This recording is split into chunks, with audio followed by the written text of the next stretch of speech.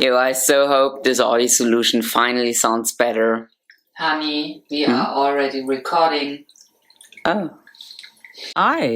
Rumor has it for quite some time, people have favored the iPad Pro over a MacBook, obviously because of ergonomics. It's so much nicer to edit on it. But there is a reason why a lot of professionals quite haven't made a fit. And please ignore this cat. It's just him. Anyway, let's get started to the new video on this week's episode. So first and foremost, I am not bashing the iPad. It's a wonderful thing. I use the iPad still. It's ergonomics. It's great for editing photos. And I'm not denying, I'm not bashing Apple. I'm the last person to bashing Apple. I mean, hello. Like, if anyone loves Apple, it's probably me and 1,000 more. So why did I come to this conclusion? Most and foremost, I use Apple for the iPad Pro mainly since it first came out with the first generation of the pencil.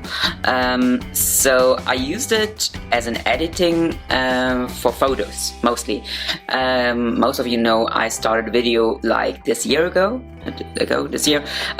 So you could say I'm kind of new to this. So what's my history with Apple products? Most of all the iPad Pro. I had it when the first generation of the pencil was out. I had it when the second pencil was out, second generation. And I used it mainly for editing my photos, and it did a great job, not gonna lie. But even when editing photos, I had my MacBook still, which I use Lightroom specifically for when you shoot professionally, you make like a bunch of photos and then you check in which kind of editing approves to that and makes it slightly different, and then you make a batch editing, and this only works with the MacBook so far, and this hasn't changed. I know there's Photoshop outside, I know there's iMovie outside for the iPad Pro, but the functions are limited compared to the MacBook Pro or the MacBook Air. Any Mac OS, it's superior to the iPad Pro. And this is basically why going iPad only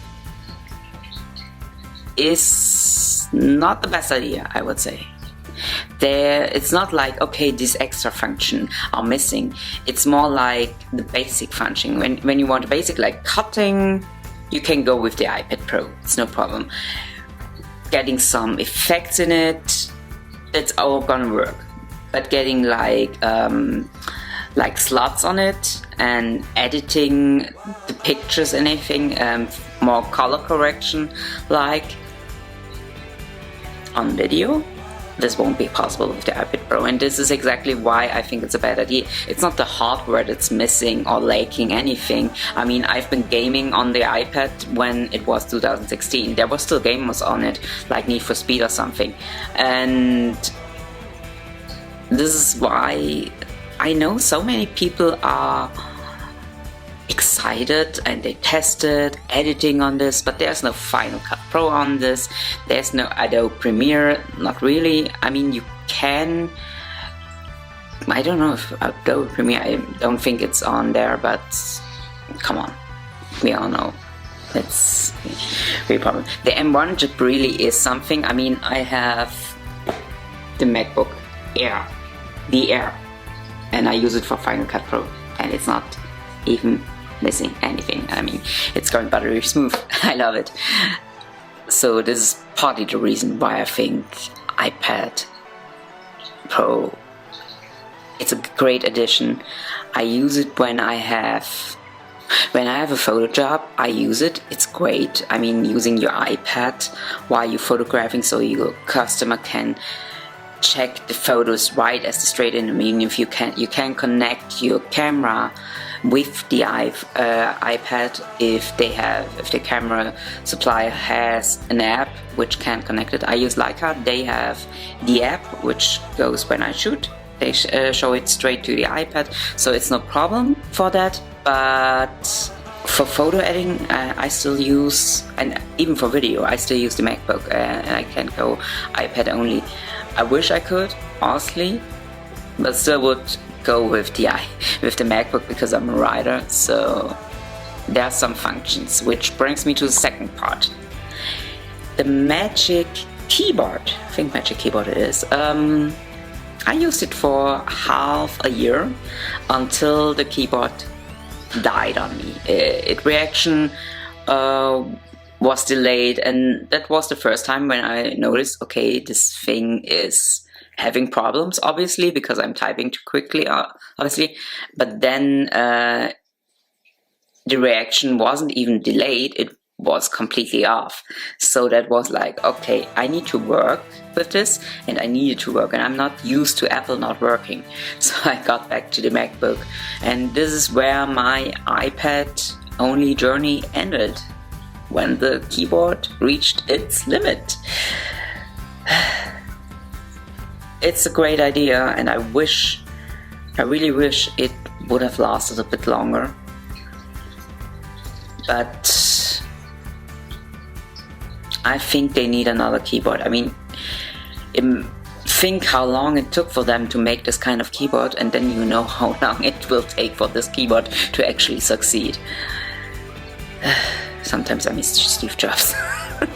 Although he would probably never approve the pencil, which I'm great it came out, because for a lot of artists, anyone, they love the pencil. So not bashing on the iPad, but for some users, they are just not suited to use as an only device. They are perfect for an addition. I use it as a second screen, so it gets me nice work. So who's the iPad really for in the end of this video? It's for anyone who doesn't use it professionally, who wants some watching videos quick on the run. It's like, if you want a bigger screen of the iPhone, use the iPad. But as much as usage, quite the same as the iPhone. Actually, I use Instagram, for example, on the iPhone only, and the iPad, because it only works better there. So, but it's only one app which works there, only that.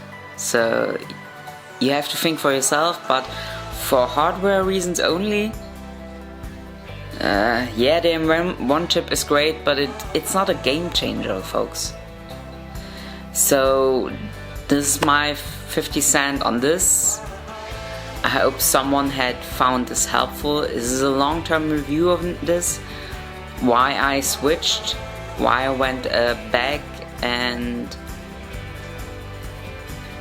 why you should think this first. If you're thinking about it, go check it out, rent it first, or ask a friend if they have it, and then try it out and try if the apps are working, because the apps are the one which is a pain in the ass if it's not working. And sorry for my language. So see you next week.